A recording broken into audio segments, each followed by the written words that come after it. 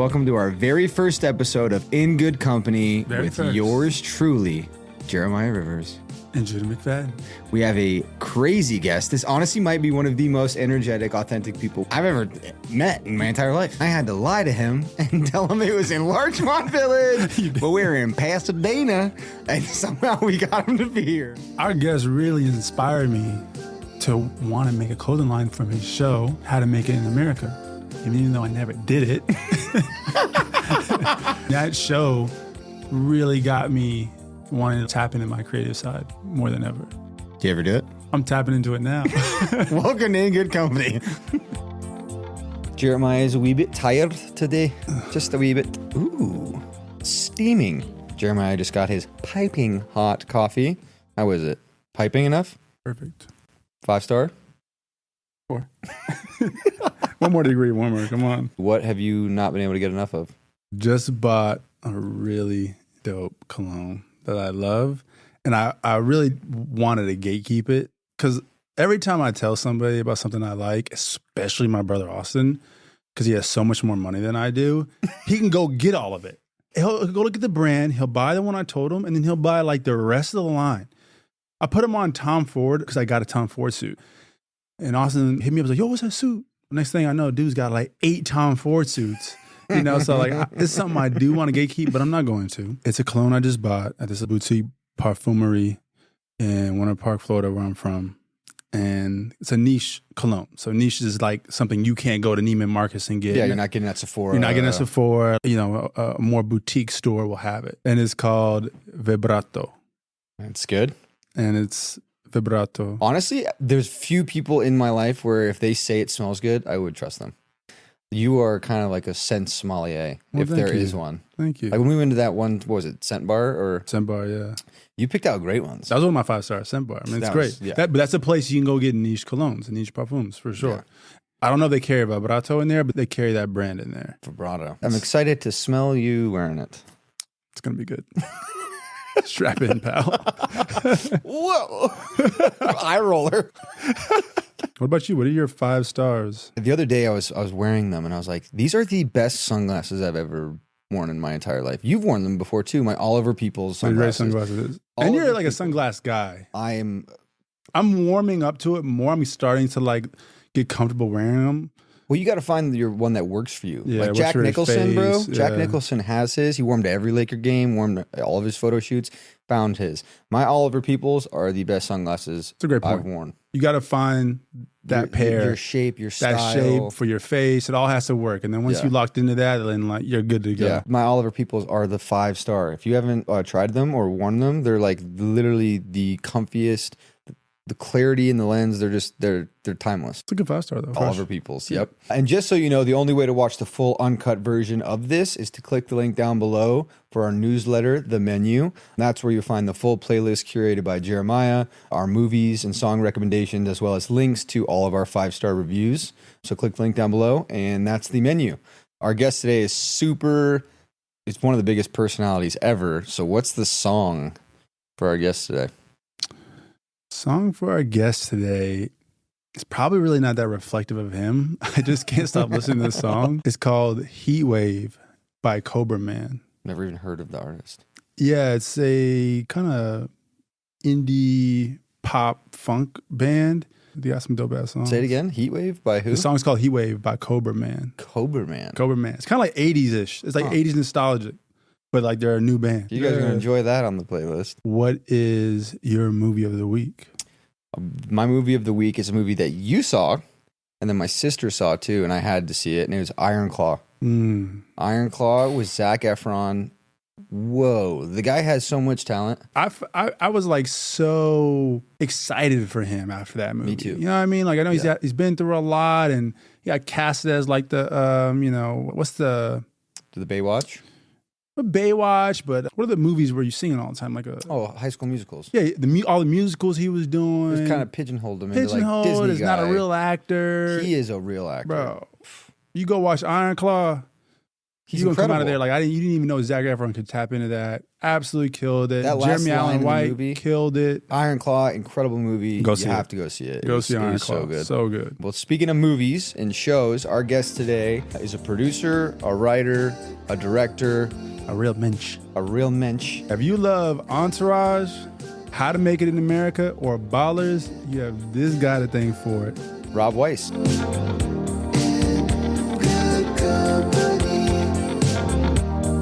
Here's the problem is that, like, I won't watch myself or listen to myself. I always had assistants do it. But then I really got to ask myself, I got to go, how much does this guy really want me to continue existing? You know what I mean? Because you can get some person, you say some crazy shit, they're like, nah, bro, I thought it was fantastic. I thought you were excellent. They just sabotage. They want to see you burn. You never Falling know, out with your bro. assistant, Listen, paychecks late. I watched Godfather Saturday, you know? It's like your enemies come at you in very strange ways. Yes, they do. Have you seen the newer cut of the third one? No, you know what's so crazy? I've never seen Godfather 3. I've seen Godfather 1 and 2 a trillion times. Yeah. Don't watch the old cut. Yeah, I don't want to see those characters that way. It felt very I don't know, it just didn't feel historic. Like the first two, you know, having seen them probably in my 20s, felt like I was seeing a piece of history, you know. And then when 3 came out, it felt like it was a piece of business. And how much longer did 3 come out than 1 and 2? oh man, it's got to be 20 25 years. And I don't know, it just felt like I didn't want to ruin the experience of the first two for myself. But if you do watch the third one, if you ever do, don't watch the old one, because they didn't let Coppola release what he wanted to, and then 30 years later, Coppola released the one he wanted to release back then, and it's so much better. For 3? For 3. Oh, so maybe. like 2 years ago, Coppola was like, you know what, I'm going to release the Godfather 3 I wanted to release, that the studio at the time wouldn't let him. And it's I'll watch that better. version. You know, it's funny so because much better. Sometimes guys get really indulgent and they're like, oh, they're releasing the director's cut. And you watch it and you go like, nah, the executive cut was better. You know what I mean? It was tighter. I bet they do that with a lot of movies, even like classic Dumb and Dumber, which I love. Yeah. You have like a window to recapture that energy. Like you have a 3-4 year window to follow up with the sequel. And if you don't, you try tapping back into those characters 25 years later, it's over, man. You can't do it. Like, Wedding Crashers. Not redoing that now. No. Which? Like Wedding Crashers. They're talking about doing a second one. You can't do Wedding Crashers again. Yeah, I agree, man. Things age out. When you take a 20-year gap, like trying to go back and like recapture that magic you had, right? You know, you say it ages that's out. Like crazy. you just can't do it. Like I don't want to see like a lot of these guys older. You know? No, right? It's even like people like talk to me. Like, this thing's going right. We're moving on. We're just moving. Yeah, we're good. People always talk to me about like an Entourage reboot, and I'm like, this guy's like 50 fucking years old now, man. Yeah, I mean, not just the fact that, you know, the business has changed, the town has changed, and by that I mean culture. Oh, could you make it again? Well, that's the question, right? You go like, you're not making it the way we made it the first time. I mean, these guys aren't saying half the shit they said the first time. You know, they said some pretty out there stuff, you know? But whenever I think about that, or whenever somebody says, well, you know, the things they said, misogynistic, or they were, you know, the way they objectified women, I'm like, yo, that was Barack Obama's favorite show. Right. Barack Obama was on 60 motherfucking minutes talking about, like, yeah, me and Michelle Sunday nights and watching Entourage, and I'm thinking about some of the dialogue we had in that show, and him laughing, and his wife's looking at him like, what the fuck are you Me and laughing at? Michelle, we throw it on the television and love Johnny Drama. Yeah. Big fans. Yeah, you know, I mean, look, it was, for the time, I think it was a really good reflection. I think, like, in a lot of ways, it's still true to what the town is, you know? It's just not true to the way the culture is, you know? We've and talked so about much that of that too. has changed just by the very nature of having cell phones and social media and the way information is shared. Back then, it was like, we didn't have any of that shit. We talked about how the Hollywood has changed just in general with that. Like, it used to be the place where rock stars would go, and Hollywood was like fun. It's not really that way anymore. We got TikTokers. You got real movie stars. You know, movie stars like Tom Cruise, the last real one. That's why.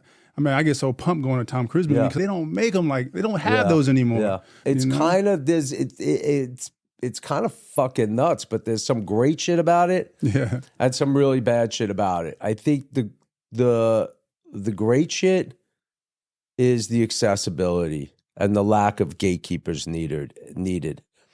And the whole DIY aspect of creativity, where you can kind of make stuff and find your audience if there's an appetite for the content you're creating.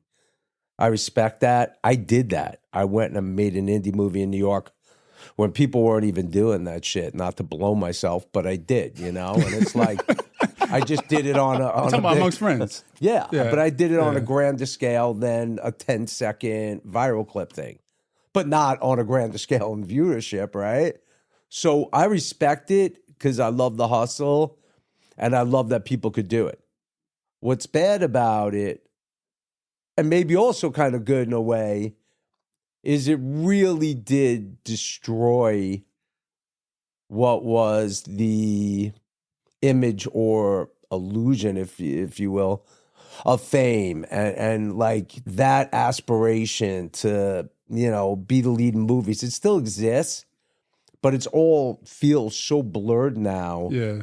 And you look at actors and you go, holy shit, they got like, I mean, there's actors I'm in talks with for projects that I think are superstars, potential, you know, down the road Oscar winners, and that their like social followings are substantially smaller than girls that I know at Equinox. You know? See, that's one of the things that bugs me. Fucking crazy. It is man. crazy. That bugs me with the acting thing because, truth be told, I think I will win my Oscar someday. But a lot of the auditions and shit I get, I see the movie, I'm like, oh, I auditioned for that. I'm like, oh, who got that? Guy has 500,000 followers and no talent.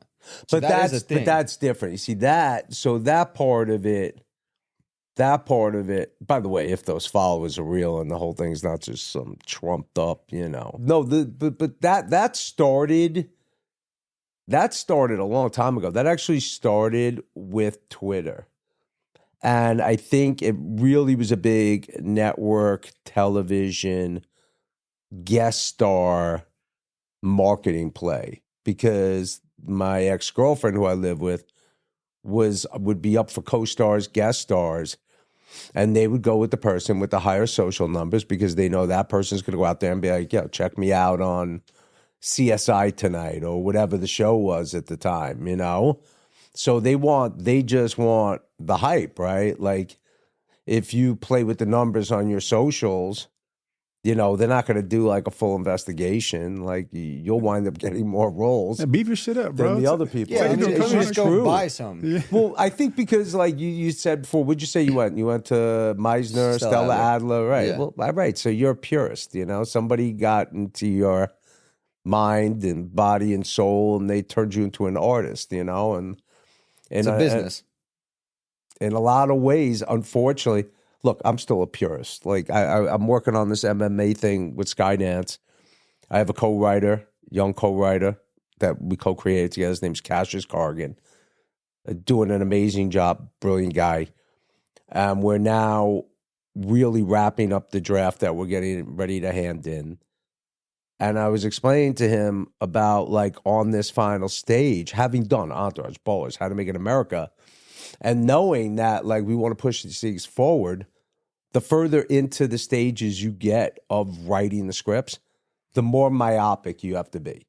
You have to look at every fucking line and look at it from every direction. What do they mean? And what are your options, you know? And where, you know what I'm saying? Yeah, It can you take this out and it still moves forward? But it's just, everything becomes so detail-oriented the further into you get. And that's artistry, man. And there's a purity to it also, you know? Like, of like trying to keep the integrity of the scene, the integrity of the characters, and also look at it in a super analytic way, right? So you're using both sides of your brain.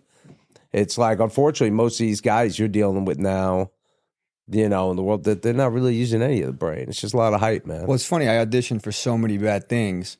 I was like, I'm just going to start writing my own shit. Yeah. So now I have 2 movies I'm making this year that I was like, Great, man. You read so many bad ones, you're like, I'll just make my own. Bro, listen, that at the end of the day, man, that's the hustle. The hustle is you do what you can do on your own. But the reality is how much energy do you have to try to get somebody else to co-sign the future you want to have? That is exhausting, right? Yeah, and in exhausting. television, which is the format I want to do the most for multiple reasons, It is the hardest because I need permission every step of the way. I don't own a network, platform, streamer. I don't have any friends who have one. It'd be great if we all had one, right? I guess TikTok, right? But I want to do things on a grander scale, meaning budgetary wise. I want to have bigger scale, you know, more scaled up shoots. And it's like I constantly have to go through the system.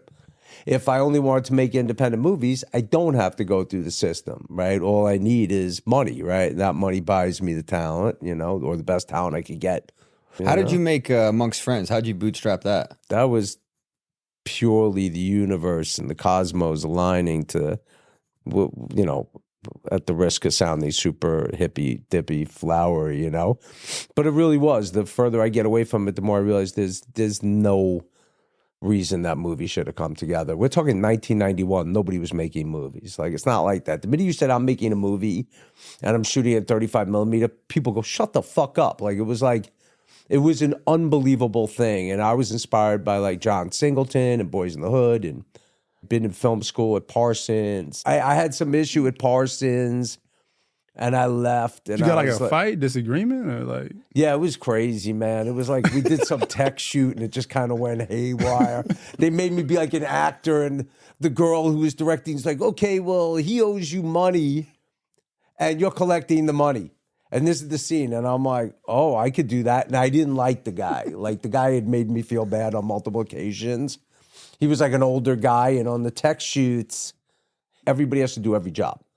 You rotate around the room. So I was like a camera assistant on this older guy's shoot.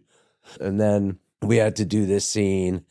And I don't know, like the only prop on the table was like a phone. So I kind of lightly took the phone cord and put it behind him. Like, yo, you're going to give me the money. He's like, I'm calling your boss. And I'm like, well, I'm going to choke you, man. Like, but I took it light, man, and I just kind of put it behind me. He's like, don't you fucking touch me, right? And then, like, he threw something, and I kicked the desk to get to him. My teacher's like, you save your violence for the streets. You're out. Like, you know what I mean? You got kicked out for Yeah, that? well, I got booted out of his class. I mean, they didn't throw me out of school. It was Parsons School of Design, man. It wasn't like fucking Brown, you know what I mean? They'd have like a whole disciplinary board. I mean, that fucking school was crazy anyway. This is like the end of the 80s, like in the art scene, you know what I mean? It was a pretty wild New bunch York. of people. Yeah, Manhattan, So like man. prime, this is like hip Yeah, hop's you know, on like its way. you're in a design class, then you go down Washington Square, park and blow some rails, then head back, you know? Not me, but I'm just saying that was like the tone of the school was fucking bananas, man. I feel like You that's know, how so- Hollywood used to be too. Fun and like.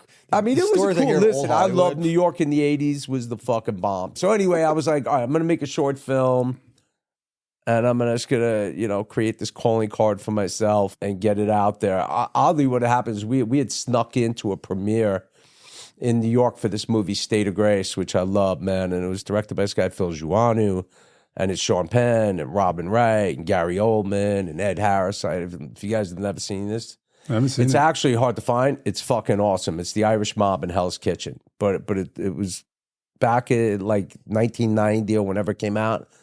Fucking genius, right? So we snuck into the premiere. The actor kid I was with was like all over Sean Penn, driving him crazy. He's like, hey, bro, I mean, bro, you gotta understand, we're only like 20 years old, 21 years old or whatever it is. He's like, hey, bro, you got to let me be your protege. And Sean Penn's like, bro, I got enough problems, man. Like, that's what he said to him. He looked at the kid. He goes, bro, I got enough problems in my life, dude. I do not need a protege, right? So, and I met Phil Giuanu, the director, and Phil had also made a movie, 3 O'Clock High. And I was like, bro, I want to come work for you. I want to be a PA. I want to learn this, that. And I was like, you know, I go to this film school. I just got thrown out of, right? And he's like, call my assistant, right? And he gives me a number. And I called the girl and I talked to her, and he was getting ready to make this movie, Final Analysis. And I said, look, I want to come work for Phil. Phil said I could possibly do this. And she said, we're shooting in San Francisco and we don't have a budget to bring you out. And I was like, well, yeah, maybe I'll pay. She's like, well, what do you want to do? And I was like, well, I want to direct. And she was like, well, why don't you just do what Phil did and direct something? Like, that's how you're going to become a director. Like, you're not coming here being a PA, this and that. So I was like, all right, cool, okay, yeah. So I sat down and I like on a typewriter, started to write a short film. about like these kids from my area, which was kind of authentic. I mean, obviously the movie, if you see it, and it's on Amazon Prime now, so you can watch it. But like, if you see the movie, it's clearly like hyperbole. Like kids aren't randomly just killing each other back in like an affluent neighborhood, but they were fucking dying. So maybe not the way I shaded it, but it was happening, which was bananas. But a lot of like drug deals, weird shit was going on in that period.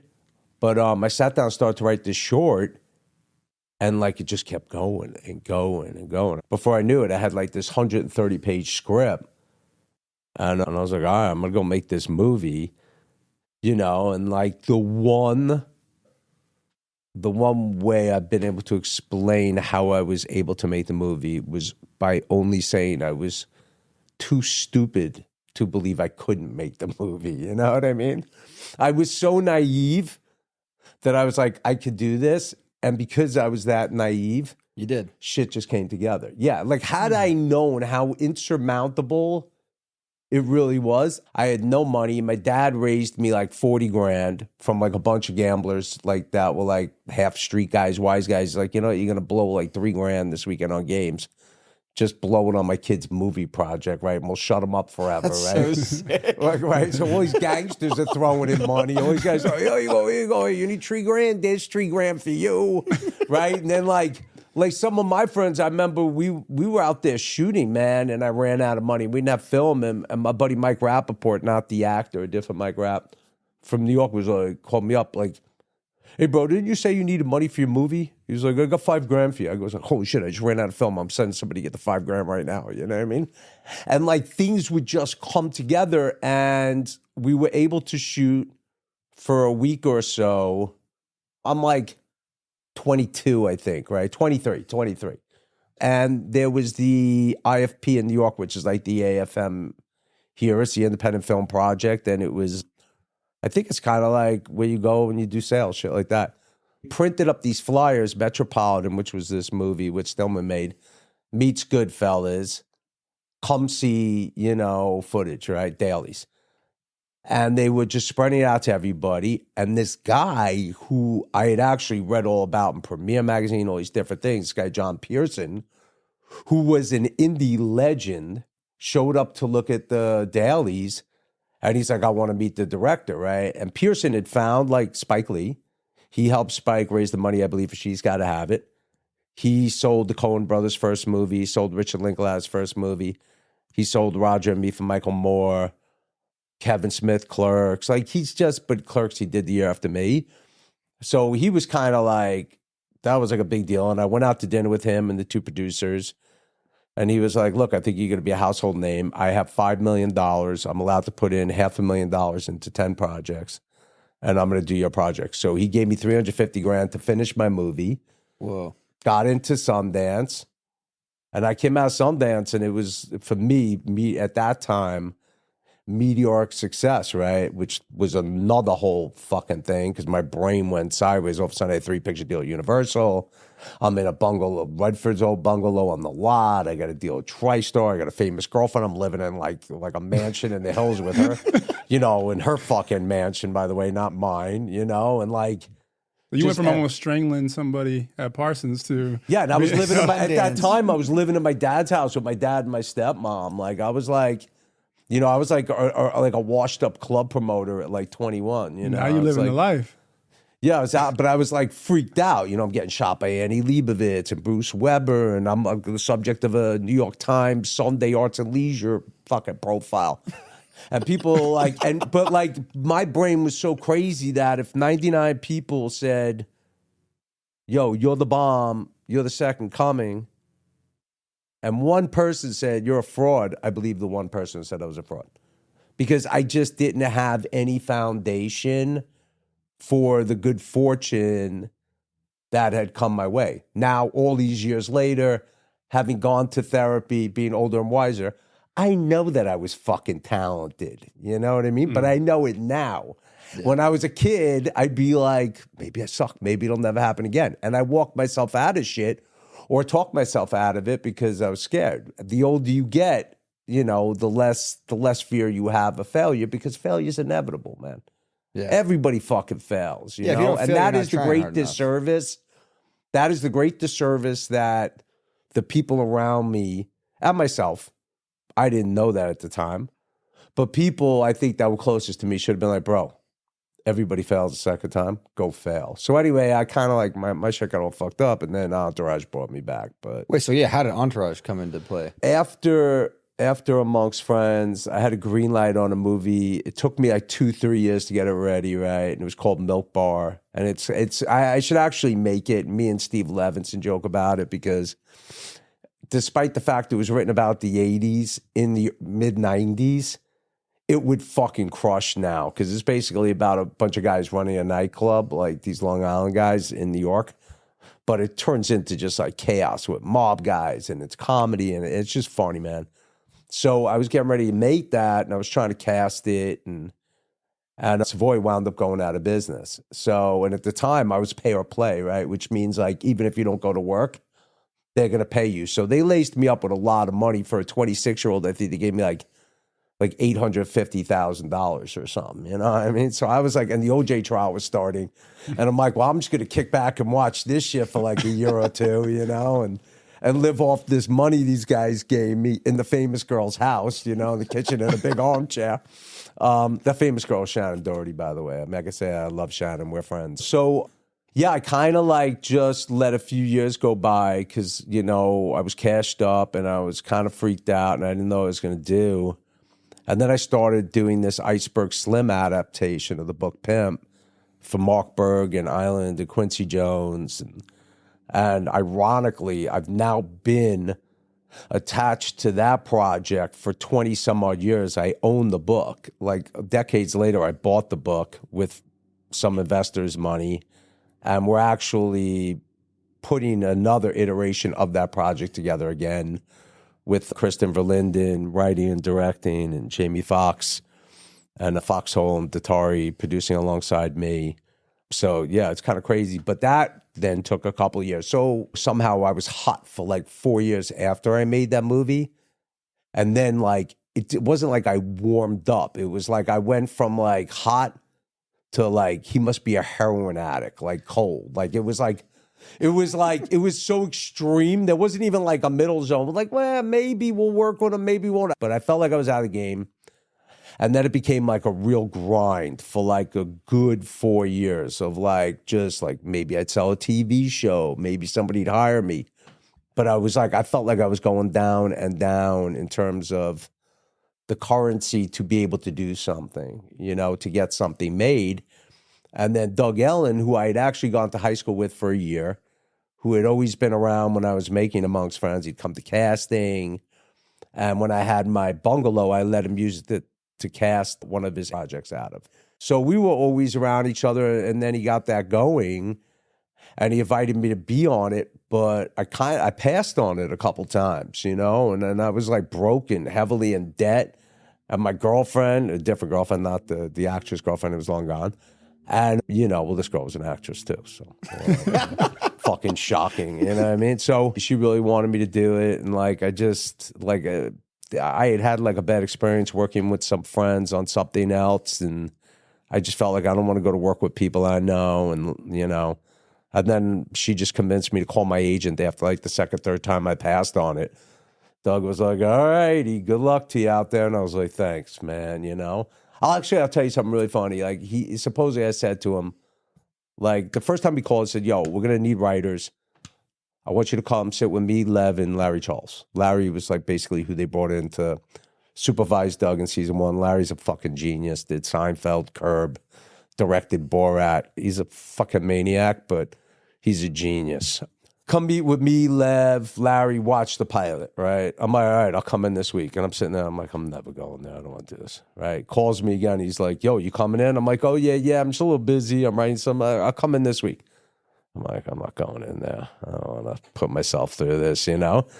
Doug starts asking people, he's like, what the fuck? Like, what's wrong with this guy? Like, honestly, does he have money that, like, somebody doesn't know about? Like, how's this guy surviving? About me, you know? And then, you know, he called me and I was like, look, bro, I just want to get back to Sundance, man. I just want to go make another indie movie and be back at Sundance. At this point, it's got to be like fucking 10 years since Amongst Friends. Like 10 years, the decade's gone by.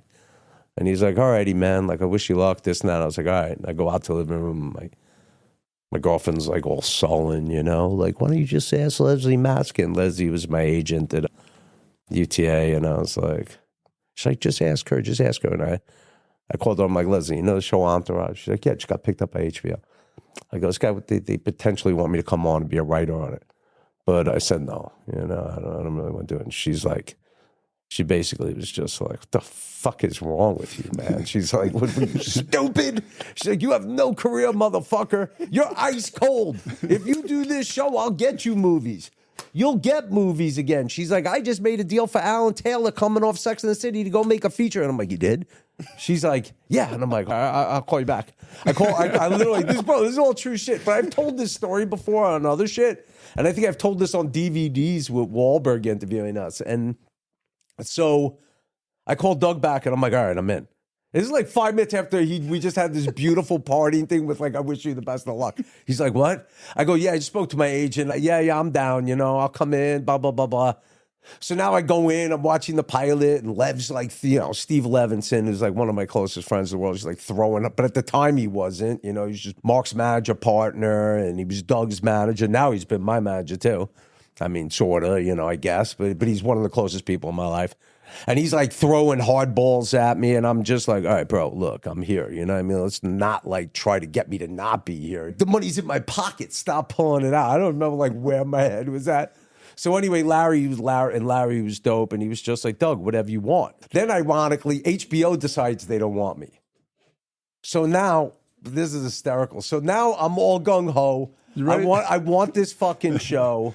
Yeah. I want to get paid. I want to get back into the business. And HBO goes, no, we don't want them. They think I'm too dark because of Amongst Friends. Doug's like, Amongst Friends has some of the funniest shit ever in it. You need to go watch it. Rob's the funniest guy I know. So they say they'll meet with me, right? So now I'm kind of like fucking panicked. You know, I'm going in to meet with like these HBO executives, which as a network I have mad respect for. I think at this time I'm watching Sopranos, and my girlfriend's watching Sex and the City, and it's pretty clear they're very cinematic. It was very sophisticated for TV, and I'd always grown up watching TV and been a fan of television from Taxi to Miami Vice, and like I just, you know, fucking loved boat when I was a kid. So like I was down to do TV. So anyway, like I'm like, before I go to the meeting and I'm nervous about it, I tell Doug I wrote up a whole list of things that I think would be cool on the show. And he's like, what? And I go, you know, and I'm like, you know, the guys go on a whitewater rafting trip like Deliverance. The guys go to the Playboy Mansion, which I pitched. And I said, you know, and I had a whole list of that. And I go, Turtle wants to be a samurai. He's like, what do you mean? I go, he's got like samurai stuff in his room, like Quentin Tarantino kind of up. And he's like, look, bro, I told him you're hysterical. All you have to do is just go in there, be cool. That's it. So I go, yeah, okay. So, you know, I'm fucking tripping. My girlfriend drives me to this meeting. I go up in the HBO tower at the time they were in Century City, like on the 600th floor of a building, you know what I mean? You're like, and I'm up in there, I'm like scared of heights. I'm like in a chair like this. And Sarah comes in and she's with Jada Miranda, who would later become like a really great collaborator and work with us on How to Make It in America. But both women, in all honesty, had their arms crossed and they're just looking at me like, hi. You know, and I'm like, oh, they're fucking miserable. They don't want to. I'm like, they don't want me here. Like, they really don't want me here. And they're like, so do you have any ideas for the show? And I go, well, actually, I do. And I have like a whole list of them, right? So I pull out this piece of paper that I'd read to Doug the night before. And I start going down the list of things. They're like, oh, great. Thank you so much. I'm like, oh, thanks. You know, thanks for having me. Okay. Bye. Right that night, phone rings. And it's Doug and Lev. And like, I thought they were giggling, which was a really bad misinterpretation of the call, right? But basically, like, I'm like, yo, what's up? And they're like, Turtle wants to be a samurai. What are you, fucking stupid? Turtle wants to be a samurai? I'm like, what do you mean? And they're like, Lev's like, yo, we almost had you the fucking job. Why did you have to go in there with the ideas? Doug's like, I told you not to tell them ideas.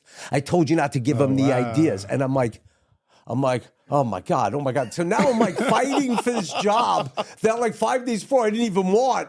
And Lev's like, you need to go write 2 scenes for the show right now. And I go, they want to read 2 scenes? He goes, no, I do, because I think you're a fucking moron.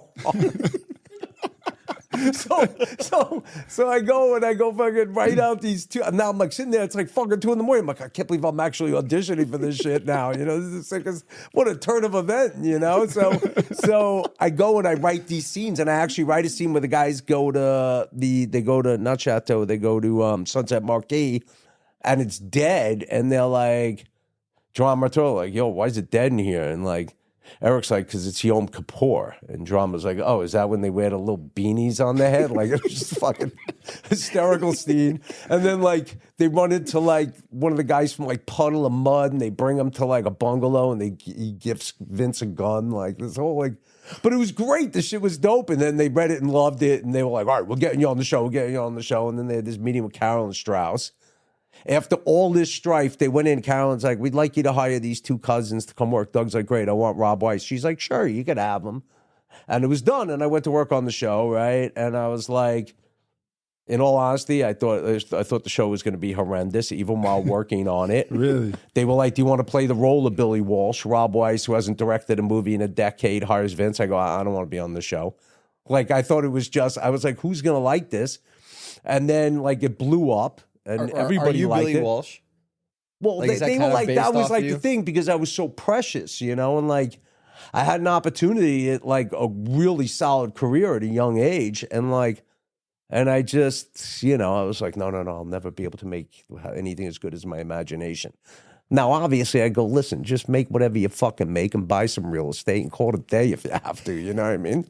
That would be my advice to my younger self, you know? Like, what are you, crazy? Get into the market now. Go make 3 action movies, like, and reinvent yourself 5 years later. Nobody's going to give a shit. So you thought Entourage was going to be shit? I didn't think, I was like, who's going to like this? Like, who's going to want to watch this? Man, and everybody was fucking freaking, man. It's like the ultimate I brotherhood. swear to God, like, I was at this place, Spider Room, with my girlfriend at the time, and she was like, it had just started airing, and she goes, the show is going to change your life. And I'm like, no, it's not. It's going to change your life. I'm like, no, it's not. And then I felt the tap on my back. It was a guy who, I'm not going to say his name because I don't want to be a dick, but it's a guy who's ridiculously plugged in. Very wealthy guy, very high-level Hollywood guy, very high-level music guy. He was a guy I knew during my Amongst Friends days. He would have walked past me 99.9% of 100% of the times between Amongst Friends and this, and all of a sudden I get a tap on my shoulder. He's like, bro, congrats on the show. It's great. And I turned back to him. I was like, yeah, you might be right, actually. like I'm like, if guys like this are coming over to say what's up, you might be right. You know, the show's going to take off. So I get a call from Paramount. They basically want to talk to me about doing a movie with Usher, right? So now I go over there, and I get to a room, and it's literally like me and 5 women. And again, I'm really anxious, and I forgot who the main exec was, but she looks at me and she's like, Rob, baby, you don't have to pitch anything today. Today, we're pitching you. She's like, we want you to come do a movie, this, and that. And I was like, oh, hell yeah. Hell yeah. I was like, all right, I'm back, motherfucker. So then I called my agent, you know, and I'm like, well, I'm obviously not going back to Entourage. I'm like, I did a season. We're going to go make movies. And again, she's like, what are you, fucking stupid? She's like, when you catch a wave in TV, you don't get off the wave, you ride the wave. So, and that's what I did. And I mean, I'm grateful that I did it, but it, you know, it was like an 8-year kind of thing. And then, you know, we went into How to Make It in America, then a brief hiatus, and I worked on a Hell's Angel movie. And then I went into Ballers for another 5 years. So, you know, last 4 years have been like, you know, the catch-up time of inactivity, at least within producing. But obviously I'm developing like crazy. Was his character on Entourage based off of a real person? Well, I think it was like Ari an amalgam, you know? So yeah.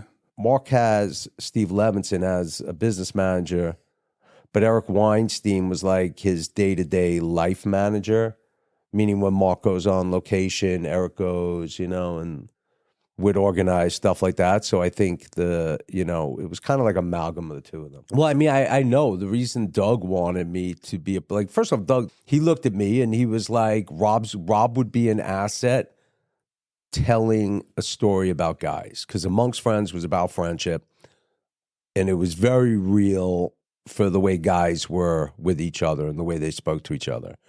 And I think that's what the expectation was that I would bring to the table for this. But I had also had this incredible Hollywood experience, right? And Doug would say, he would be like, Rob came out to Hollywood and he was Vince, and now he's drama, right? So it was like I had actually experienced both sides of that coin, you know, which is crazy, but I did. And you know, there were definitely a lot of, you know, things that I contributed to the show. And since I was the sole contributor to Amongst Friends, there's obviously going to be some kind of, you know, and we actually took Amongst Friends and made that 5 towns on Entourage. Is that what that is? Yeah, drama on 5 towns on Entourage does the same speech I did in Amongst Friends. The one where line by line. Yeah, he's walking and talking. I give line. that same speech in Amongst Friends. So, like, we did a lot of fun shit. They got him over there. Yeah. So that was my speech. And shit, I used to write Entourage in this place, Bourgeois Pig in Hollywood, because I lived in a little tree house. I had my girlfriend and 3 dogs. Bourgeois there. Pig is what changed my life in LA. Right. So I used to sit there, bro, in the back cave thing or right up front, writing like drama and turtle dialogue. And I couldn't write without like basically saying it. So I'd be sitting there, be like, yeah, bro, you know, like I'm just doing it. People just like looking at me, you know what I mean? And I'm acting out the scenes as I'm doing it, but it became so fucking natural just because I'd done it so many times, you know? Did you write the nunchucks and the fried boots line?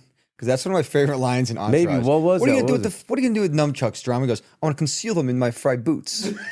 No, I think that movie, The Day Trippers, had just come out, and I just watched it. So, The Day Fuckers. I don't remember. It was like, I don't remember the episode. I know Vince hooks up with some actress, but I think Turtle They have a bet about or who can drama. get Isn't lit. it like Shayna Moakler? Like Shayna Moakler is like, you'll fit the suit, go get the suit or something. Pick it up from this dry cleaner and then show up at my house. And then Drama puts it on. Right. Drama's like, if Turtle I'm can't do gonna it. lose this bet, I'm at least gonna have some sex. That's right. I remember. Yeah. I remember. It was who could get laid. It was Drama or it was Turtle or E first, and then E like gets with I think Sloane that episode, and then Drama goes in and bangs the girl in the bunny outfit. It's a great episode. Yeah, it's such a good hysterical, one. man. I think what was the other one I fucking loved? I wrote it during the strike, like the writer's strike. I didn't hand it in though, and we weren't supposed to even be writing, but it was the strike in 07 or something. And I wrote that Sweet 16 episode where they like pay Vince. I always loved Fabulous Baker Boys, and that song was like a big song. The I Love You Baby song, the Frankie Valli song. So I put that in there and like Drama puking on the cake in the end. My favorite. It's so good. Bro, it's so fucking hysterical. There's a few lines in Entourage that have like cemented it, and like I have 4 older sisters. Yeah. 2 of them love Entourage, but we're in Joshua Tree, and my sister who did not watch Entourage, we're leaving, and she goes, "The tree has spoken." And I was like, "You don't even know what that's from." Yeah. That's when they're leaving, and who in Entourage says that? I think it's What's Drama. that, the Shroom episode or something? Yeah, Tree Trippers. And they Yeah. go, "The tree is." Drama goes, "The tree is spoken." I think most people assume that the show is like about Mark Wahlberg and his like cronies and his Well, I think that homies. was the jumping off point, right? Yeah. So, you know, the idea was like they were all hanging out and they had said to Lev, I believe, like, yo, we should do a reality show about this crew. And Lev's like, yo, we should do it scripted. And they called Ari.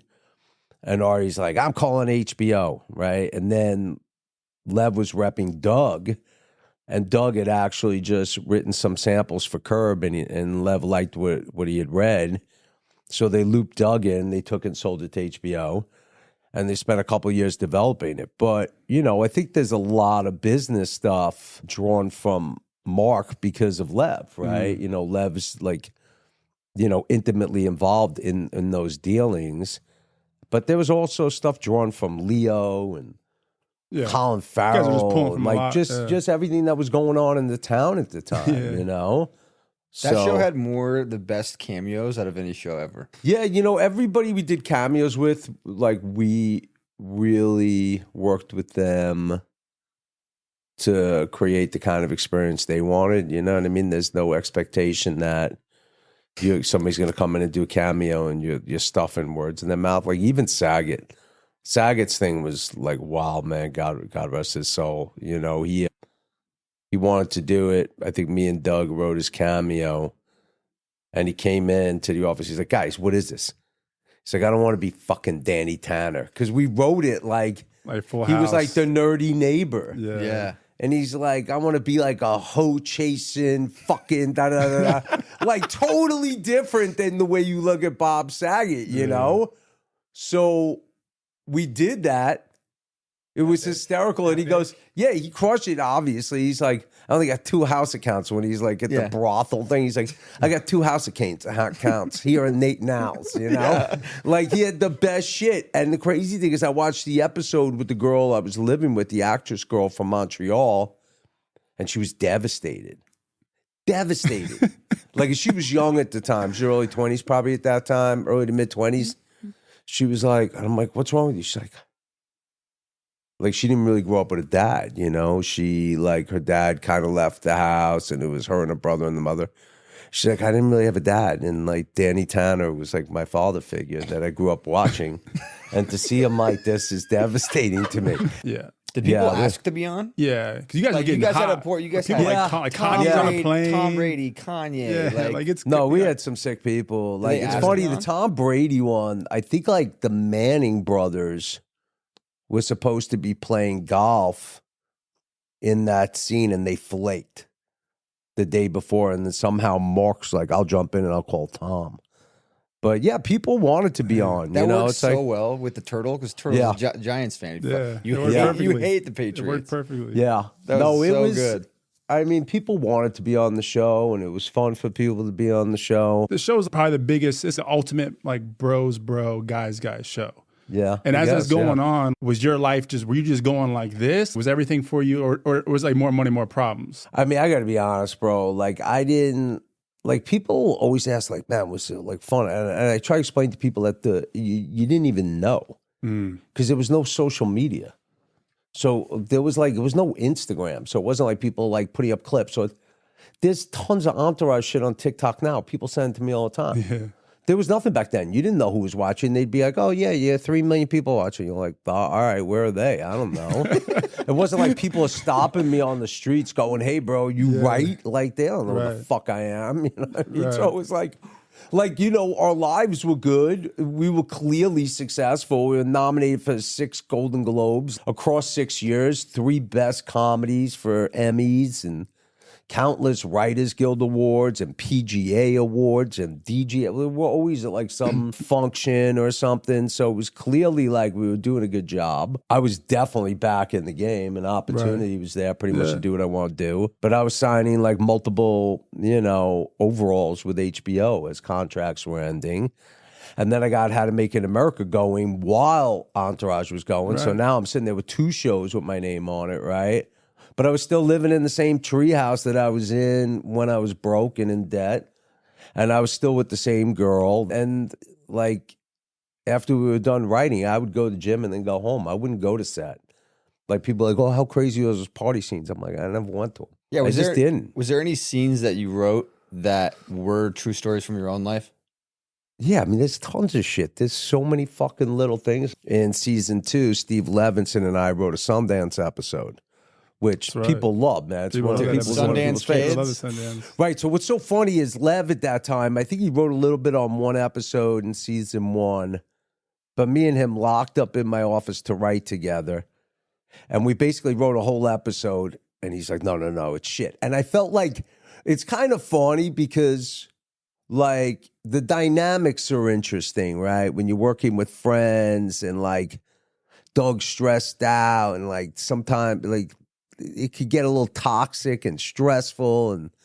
But I knew if I wrote with Lev, Doug really couldn't give me any shit because Lev hired Doug. You know what I mean? So I think in a weird way, like, I felt like we were freer in this dynamic to create. So we wrote this script, and then near the end, I think Lev panicked, and he was like, no, it doesn't work. It doesn't work. We got to throw this away. We got to start again. So we do this. We rewrite the whole script. give it to Doug. Doug's like, yeah, but I don't understand. Why would this happen? Why would that happen? And he's like, well, we did do those in the first script. Hold on, don't finish reading, right? So we take the script back, then give him the first one we write, and he's like, yo, this thing's fucking sick. So, like, it was actually the first instincts were the better instincts, right? So I would say that was that, and it was funny, too, because even back then, Harvey Weinstein was such a powerful figure in the town that Doug was like, well, I mean, we can't really do this with Harvey Weinstein, man. I mean, are you fucking serious? Like, we'll be dead or something. And I was like, and I guess Mark and Harvey, and I don't know that I should be saying this. It might be out there already. I think Mark and Harvey had their own issue. Like, Mark and Lev and Harvey were not tight. That bathroom scene is so And wild. what happened with me, this guy, John Pearson, funded my movie, right? We didn't get on in the end either. And he wrote a book called Spike, Mike, Slackers, and Dykes.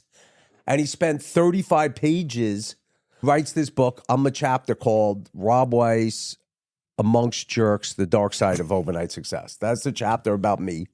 And the guy shreds me for like 35 pages, right? So I call my agents, and I'm like, I'm suing this guy. And they're like, you can't sue. He's you'll never work again. I go, what are you talking about? They go, it's published by Miramax. That's Harvey Weinstein. You'll never work again. So I secretly hated Harvey too. Because I was like, yo, this fucking guy let somebody fucking publish some bullshit shit. Like, that's like, it was just all lies and bullshit, right? So when the opportunity came up at Sundance to do it and to hit back a little bit, I fucking went. I was like, fuck yeah. And Lev, Lev representing Team Lev and Mark were like, fuck yeah, right? So we did it. And I think that, and obviously we changed the name a little bit. But what was great is we went to Sundance to shoot, and we were standing outside the Egyptian in season 2, and there's all these people standing around watching us shoot, at the festival. And Doug looks at me and he's like, remember what you said when I invited you on the show? And I was like, what? He goes, that you wanted to get back to Sundance. And he goes, well, you're back at Sundance. And I was like, I looked around and there's all these people like smiling, like, because they're digging the fucking show we're making. And I'm like, yeah, this is the way I should be at Sundance. I was like, fuck yeah, man, I'm okay with this, But I love what we did. The character development on that show was so good. Like, it's funny, I really like Vince in the first seasons, and then towards the middle, like, drama just steals the show. I feel like Arya became more of the sole focus as the seasons went on. It was Vince and Ian, at least in the beginning, and then to Turtle's arc, Drama's arc, but I don't know if anybody was expecting Piven to crush Arya the way he crushed it. Well, that's the thing is, like, I think Doug did. He wanted Piven from day one, and he always knew Jeremy was the only guy who could really do that, at least, the way he envisioned it, Doug. But HBO definitely did not see that. I grew up loving How to Make It in America. It was my fucking show. Yeah. And I think me, like probably everybody else who watched, like, why weren't there more seasons? Like, what happened? Like, I loved it. Well, was it too nuanced? There was a lot of shit that transpired behind the scenes on How to Make It in America. So it was like there were a lot of personality issues, and there were a lot of fucking personalities on it. I remember being so frustrated. I developed that show with Ian Edelman, and Ian and I were not an organic team. Like, we had not worked together. But the main ingredient that the show was missing when I got involved was an arcing drive, an engine. And at that time, it was 2009. We were in the housing crisis, money was drying up, and the question of whether or not people could get rich anymore, and the American dream still being alive, the American dream, was a viable question. So that's what... That's how we reconceived it and sold it back to Karen Strauss, and she was like laying to that. So I wrote the pilot with Ian, and then it just became like a lot of issues, man. Yeah. It became a lot of issues over what stories we were telling, how we were telling them. I led us through season 1. And then after season 1, Ian really wanted to run the show. He created the show. It was based on his creation. I never tried to stake claim to that. And Mike Lombardo, who was running HBO Time, said, yo, we're going to let Ian run it. And I was like, all right. And he was like, it'll sink or swim with him. And I was like, cool. And I just took my money and chilled the fuck out. And the show landed where it landed. Yeah. But I'm proud of what I did on it. I took it from concept to pilot to season 1 pickup. season 1 pickup to a season 2 pickup. And then I stepped off. Now I got a little small cult. Not to make this all about me, but I am the guest on the podcast. So, you know what I mean? So you do want to, I guess you want to hear me. You could have Ian on and ask him his fucking side. Was that the same with the Ballers? How'd you get that off the ground? Like, how do you get that? That was Lev. Like, that's not even me. Levinson. And he'll fucking deny this. He said, "Oh yeah, when you and Ian would be fighting in the room, like I'd be so inspired. I would go write Ballers in my office, and I'm like, I hate your fucking guts." You know? But if I said that, he said that right now. I go, I never said that. So maybe I misheard him, but no. Steve came to me one day. He goes, "Yo, I want you to read a script of this young writer," and I read it, and it was Ballers. But I had to read it in front of him. He's like, "What do you think?" I go, "Yo, I think he's a good writer." He swears that I said he's good. He's like a young me, right? So he's like, "Yo, I think I'm going to get this show made. We're going to get this show made." Or meaning him. And I was like, "Oh, okay, cool." And then I heard from somebody like, "Oh, did you read Lev's pilot that he wrote?" And I called him. I'm like, "Bro, did you write that for both?" He's like, "Yeah, I just didn't want to tell you because I wanted to get an honest read out of you and an opinion." And I'm like, "All right." So Mark had worked with Dwayne and said, "Yo, you should get with my guy Lev. He's got something great." And I think HBO wanted Pete Berg to do the pilot. But even prior to the pilot, Lev was like, and at that time after How to Make It, I'm like, I ain't show running shit like that. And I had been working on this Hell's Angel movie for Fox, and he's like, "I know you have the time. Do you want to come in?" And they were going to pay me like some great amount of money, or maybe it was a 10-week gig. I can't even remember, but it was a good amount of money. And I was like, all right, I'll come in and do it. And we wound up figuring out like season 1 of Ballers, the 4 of us, in like a couple weeks, like just figuring out what season 1 was. And then HBO was like, "Well, look, you could take a, consulting producer credit and the money you just made, or you could stay on board as an EP and get paid your fees." And I was like, "Oh, hell yeah. I'm going to hang out for a minute over here with you guys." And The Rock was already attached? Yeah, The Rock was on, and then Pete Berg got on to direct the pilot. And yeah, that was, I'll be honest, that was my favorite show to work on. Out of the 3, Balls, my to be favorite honest, show. like, just because I come from a sports background, doing a sports show is very difficult. Especially if you're showing sports, which you guys didn't do a lot of, which was smart. Well, no, we were between seasons. We were in the off season. The show was always set in the off season. Yeah, which is the best because because in parallel, Stars had a show about basketball, and they're showing all these basketball scenes. I'm like, these motherfuckers can play basketball. Stop showing it.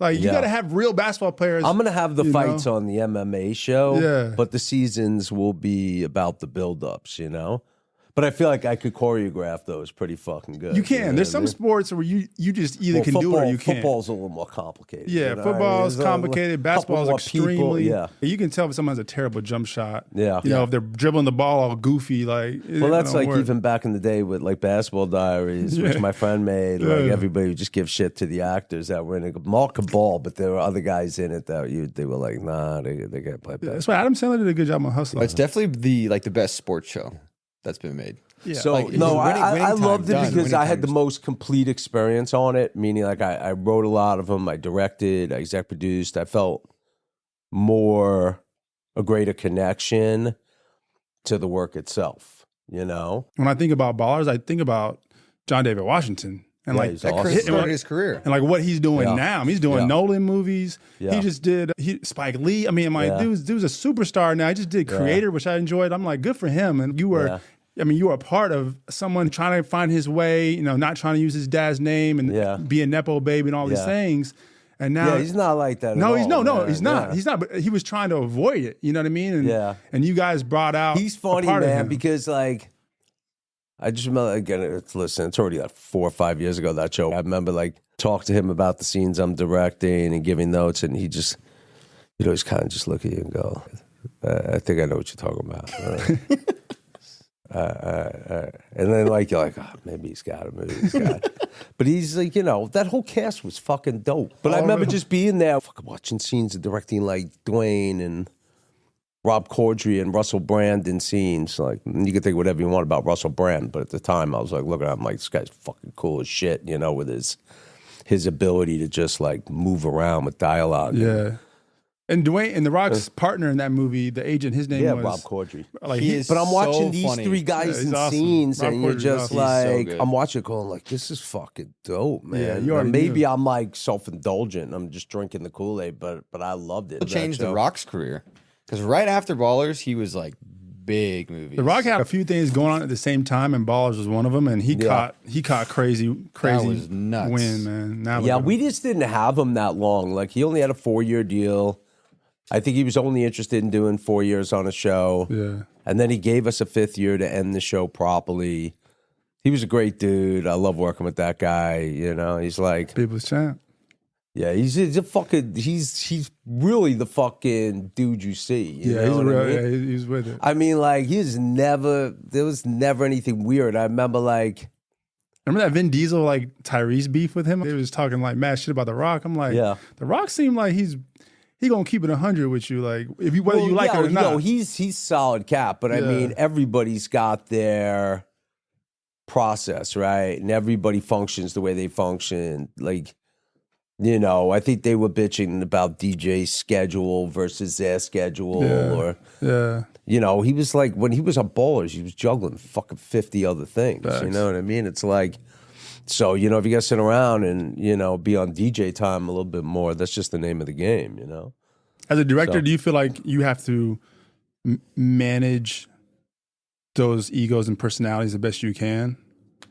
There was really none of that, bro, on Ballers. I swear to God, like, I would fucking put everybody on blast. I don't give a fuck. Like, Yeah. there was none of it. Like, everybody was dope. Like, That's dope.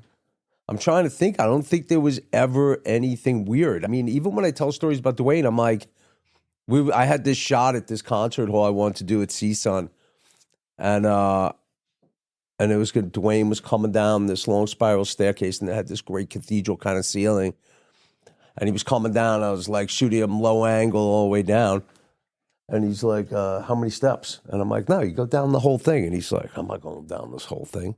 And I go, like, why not? And he's like, look at the steps. And I look and the steps are like this. And he's like, look at my feet. And his feet are like that. And I go, oh, all right, yeah, man. I go, yo, we're gonna take 5 minutes to figure out how to restage this, reblock it, and how I'm gonna shoot it, you know. But he was like, he's just fucking cool, man. That's He was a dope. cool dude, you know. Oh yeah. But yeah, we got a dip, bro. It's fucking, dude, this is like a 4-hour thing, man. It's, like, it's not even a podcast. It's a limited series. Hey, I want to thank you guys for having me, man. I was thank you, looking man. for Yeah, a reason thank to you, go to man. Pasadena and drag my friends. This was fun, man. Yeah, thank you so much for coming in. was We really fun. appreciate it.